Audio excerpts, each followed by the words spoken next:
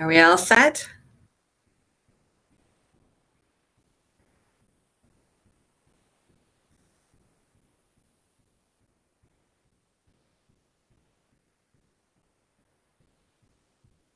All right. Welcome this afternoon to our class on cholesterol screening. We are pleased this afternoon to have with us Kendra Lowry. She is one of our graduate assistants, and she will be going through the information through our PowerPoint. And we are ready to roll. Remember, though, that our newsletters are just coming out. Currently, we are not able to do in person type of classes, so most everything is virtual. So make sure you join us today and keep joining us. We'll keep doing classes until they let us back together again, and we'll do more. All right, Kendra, go right ahead and get started.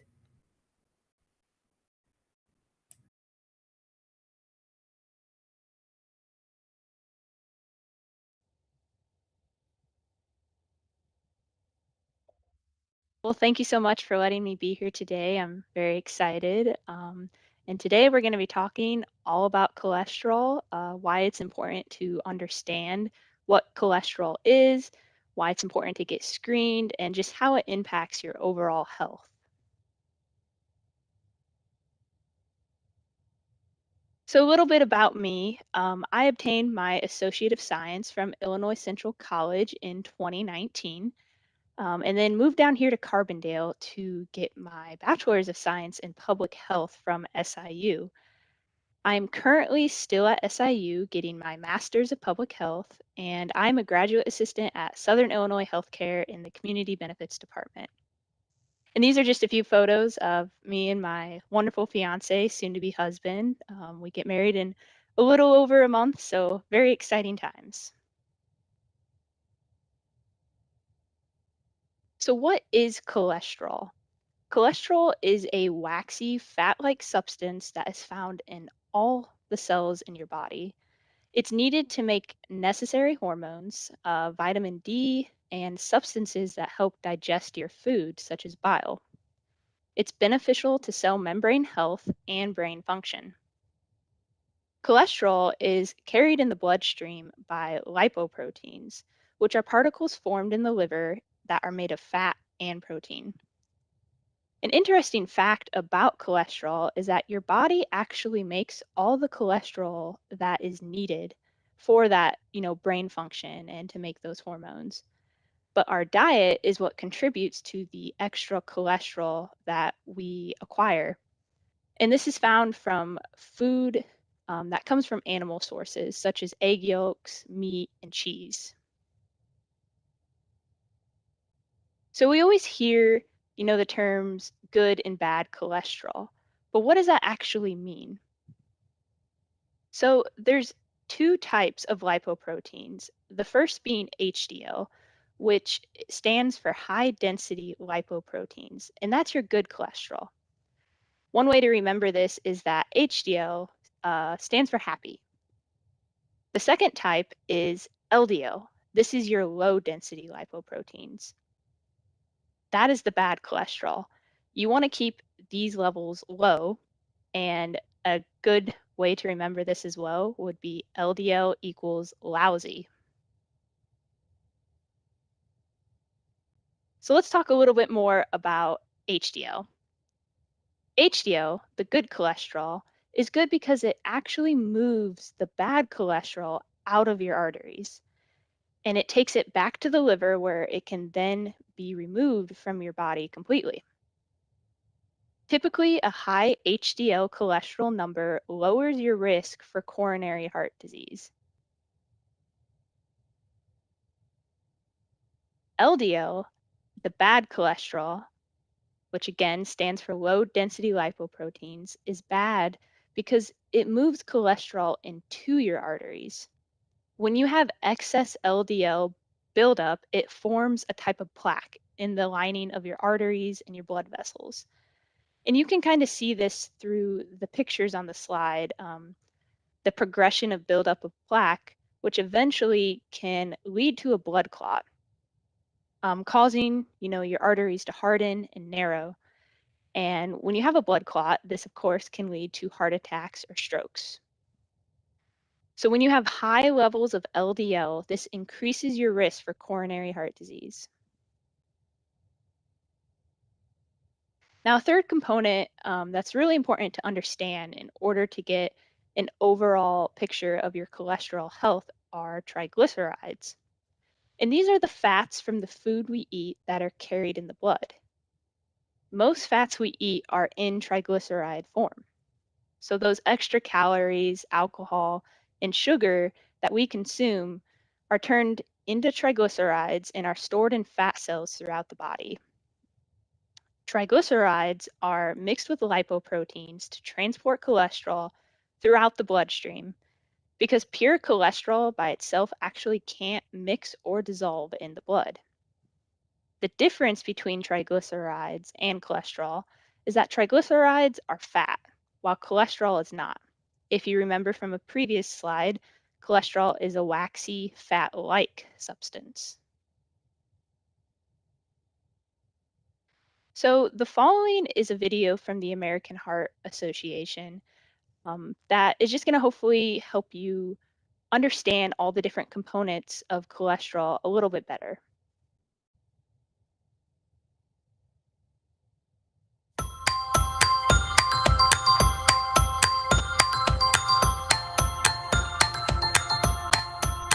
Cholesterol. It's essential to your well-being. But what do you really know about it? Let's start with the basics. What exactly is cholesterol?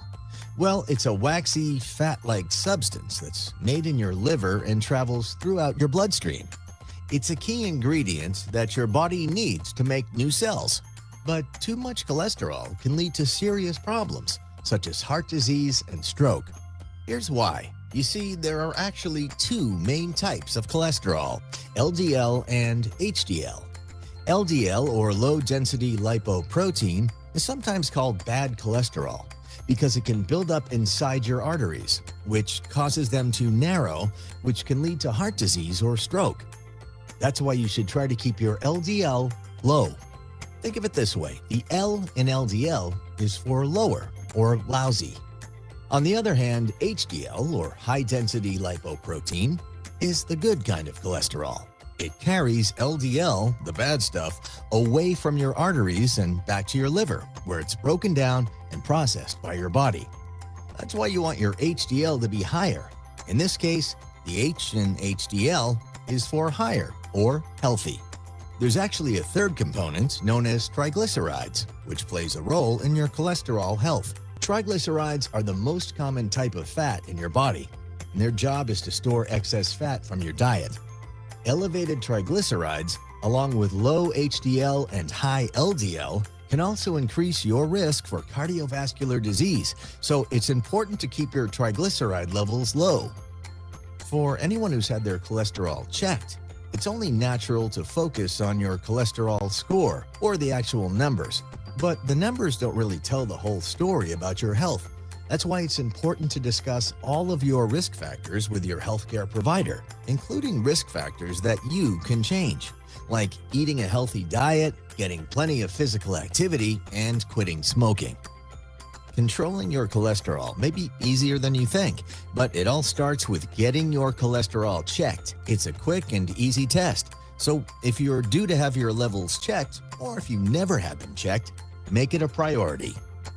Taking the next step in managing your health is as easy as CCC.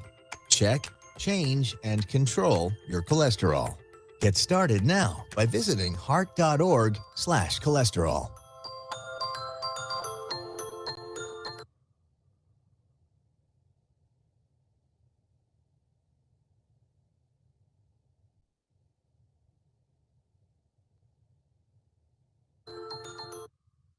So now that we understand a little bit more about all the components to cholesterol, we can jump right into the math side.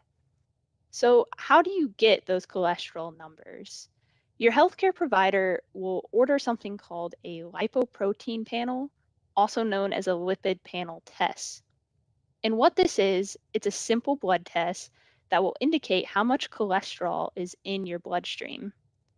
So the lipid panel will measure your total cholesterol, your LDL, your HDL, and your triglyceride levels.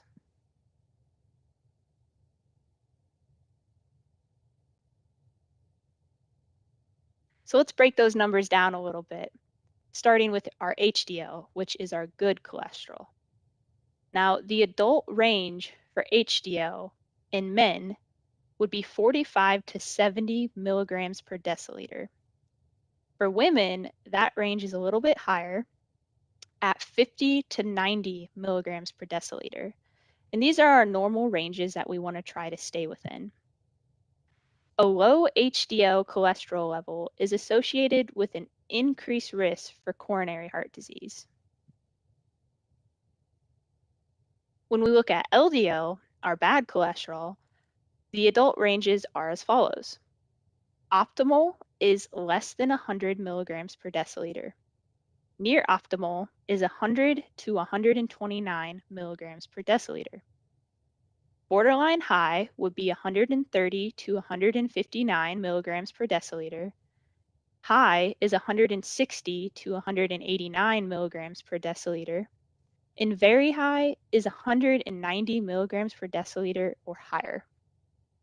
So we really want to try to stay within that green level, because once you start to hit the yellow and the reds, it's a cause for concern for your cholesterol health. And especially if you have diabetes or heart disease already, you want to try to stay at that optimal level or even lower.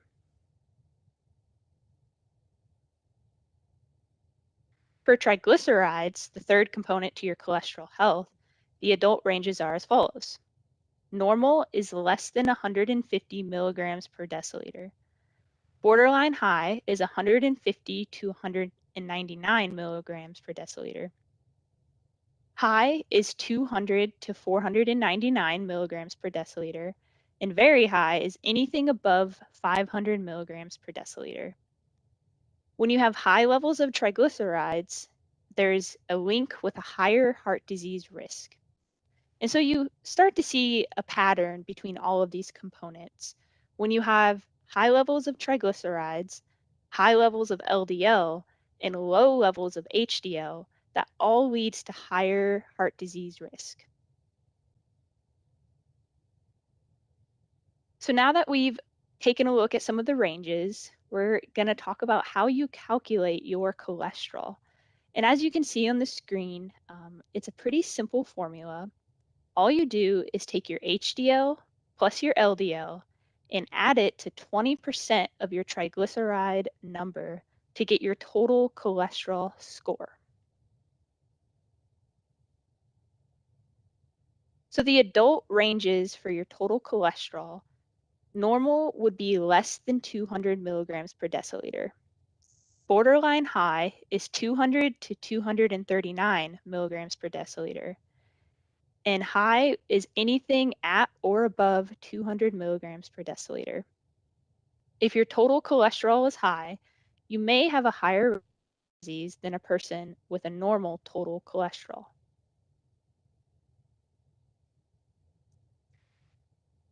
So I've provided an example to break down this calculation for you guys when calculating your total cholesterol. So as you can see, we have the lipid profile consisting of your HDL, your LDL, and your triglycerides. If the HDL is 70 milligrams per deciliter and the LDL is 100 milligrams per deciliter, you add those two together and then you add 20% of the triglyceride level. So to get that 20%, as you can see, our triglyceride level is at 150 milligrams per deciliter. So you take that times 0.2, which represents 20%. This would give you 70 plus 100 plus 30, which would equal a total cholesterol of 200 milligrams per deciliter.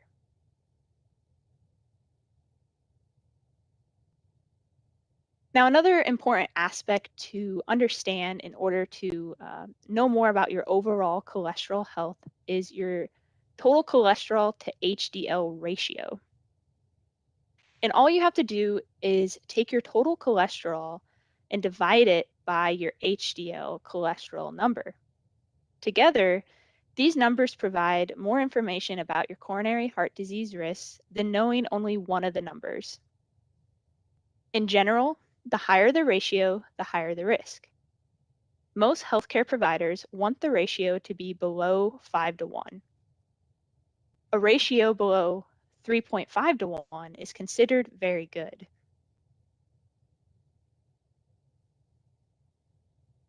So I've also provided an example of finding out this ratio.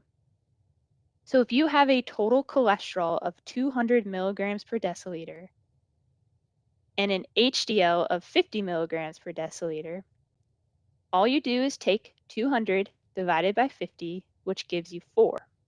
That ratio would then be 4 to 1. Now I've also provided an example for you guys to try out and think about.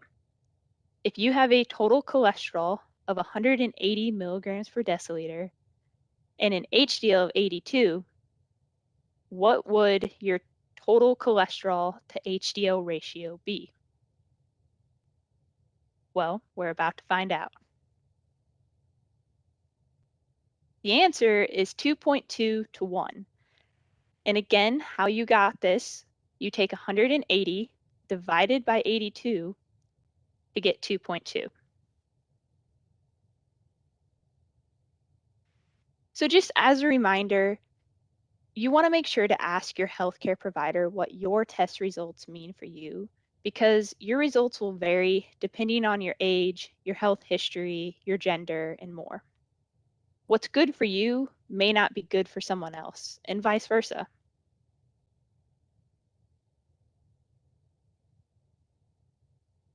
So now we're going to talk about some factors that impact cholesterol levels. The first one being diet. In your diet, you really want to try to avoid the saturated and trans fats because they actually increase your cholesterol levels. When you try to reduce those fats, it will help lower your overall blood cholesterol level. Saturated and trans fat actually have the most impact on blood cholesterol. Your weight is another factor that impacts your cholesterol levels. In addition to being a risk factor for heart disease, being overweight can also increase your triglyceride level. And losing weight is the most efficient way to lower that level of triglycerides and raise your HDL. Exercise is another factor that can impact your cholesterol levels. Regular exercise can lower total cholesterol levels, and the goal is to aim for at least 30 minutes on most days of the week. Age and sex can play a role.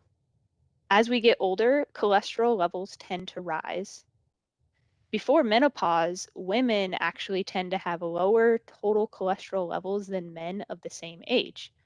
But after menopause, women's LDLs levels tend to rise and HDL can drop. And lastly, your hereditary can play a part. Your genes can determine how much cholesterol your body makes, and high blood cholesterol can run in the family. So it's really important to learn about your family's health history and report that back to your primary care provider. So what can you do to improve your levels?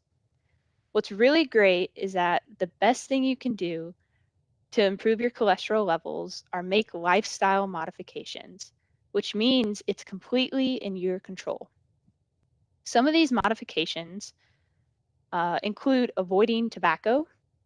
Tobacco actually reduces your level of good cholesterol.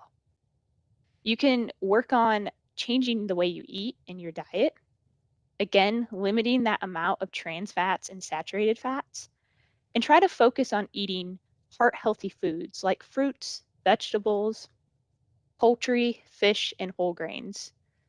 Limit the amount of red meat, sugary products, and dairy products made with whole milk in your diet.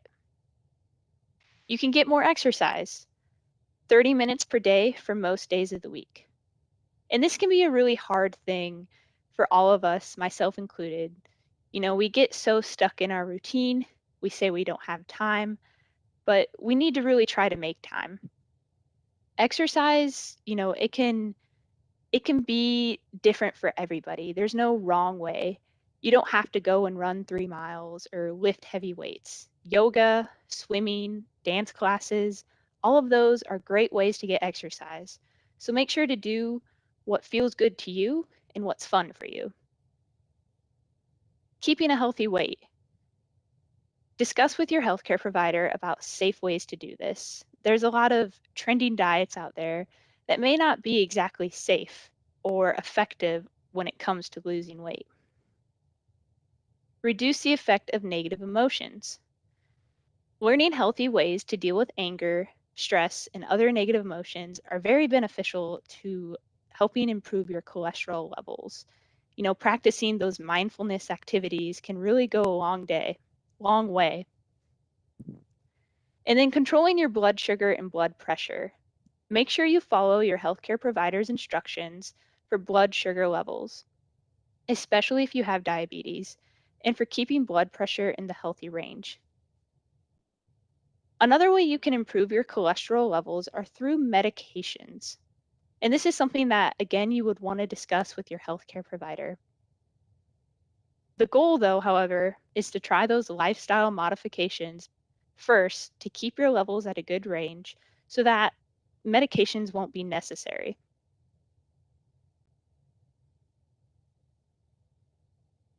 And so I just want to end,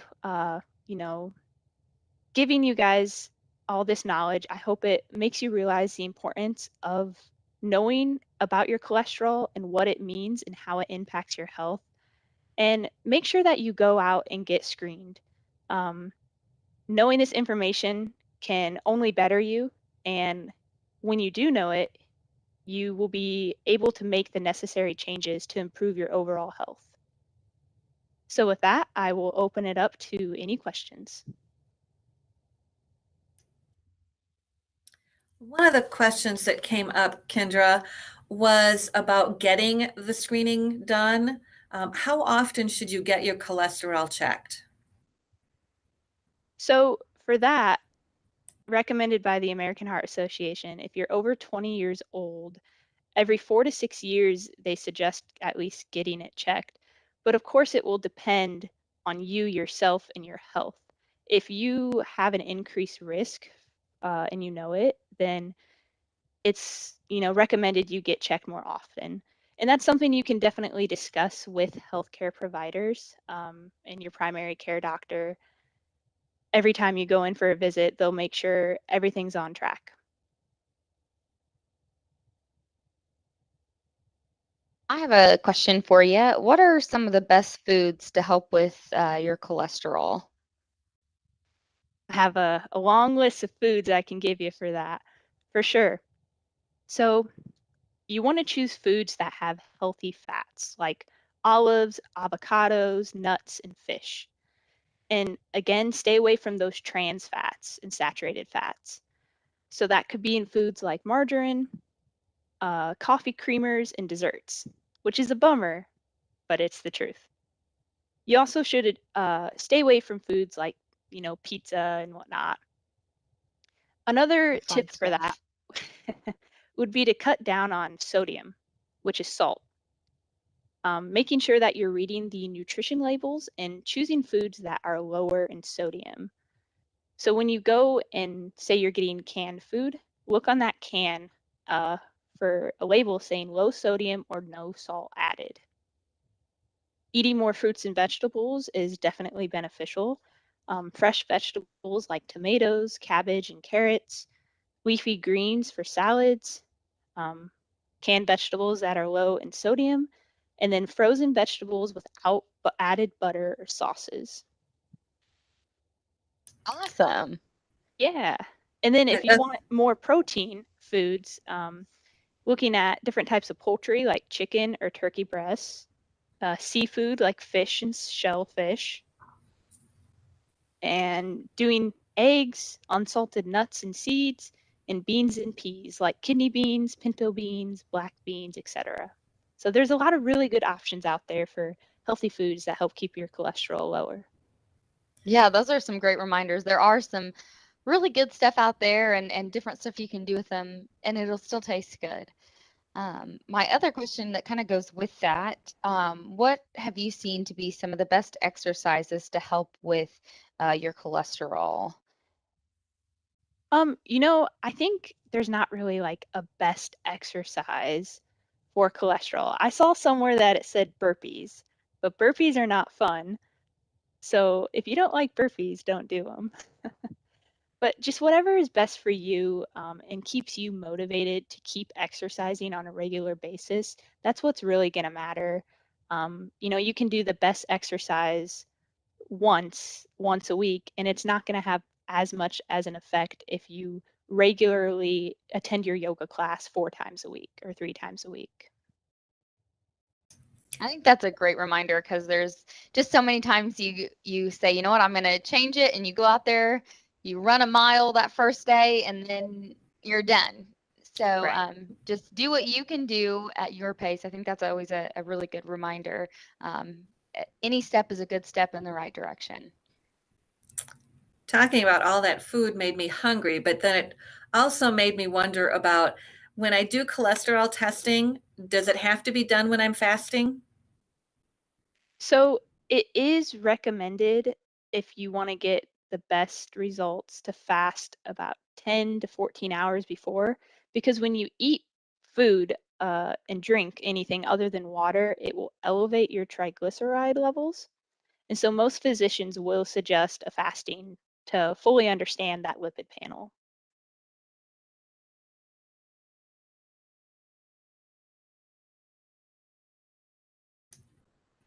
Kayla, do you have any other questions that have come in? I do not. I was going to pass to Tracy and see if she had any others. Yeah, thanks, Kendra, for sharing this information. I am like, yesterday was my birthday and I turned 52, and this is the first I've heard about you mentioning that people who go through menopause are getting higher levels of LDL, and I'm starting to see that a little bit in my results. There you go, full disclosure. So, as women, do you have any suggestions for things we women should do to try to keep those LDL numbers down? Yeah, definitely. So for women, I think just being aware overall of your cholesterol level is going to help you keep it down, because then you can discuss with your healthcare provider the best ways and most effective ways to change that. And the reason it actually changes after menopause is because your estrogen levels start to decline. Um, and that has a huge impact on overall cholesterol level. So, paying attention to that, knowing your age, knowing your risk factors, all of that will lead to better cholesterol health. All right, thank you. Yeah, menopause changes a whole lot of other things too. That's no fun in we women. Um, and I'm gonna switch gears though, like talking again about the ratio. Do you want that ratio to be a more narrow number, or do you want it to be a bigger, like the ratio to be higher to 1? You Like, usually want it to be smaller. So it's recommended to be at 3.5 is to 1 is very good. But anything over 5 to 1 is considered, you're at kind of a risk there for coronary heart disease. So you want to keep that ratio low. okay. Speaking of those ratios, a little full disclosure too. My brother was in the military, and his ratio was 9.7 to 1. So we have a very high cholesterol level in our family. So you talked about the hereditary factors. Are there certain recommendations for those who really know that that's an issue in their lives?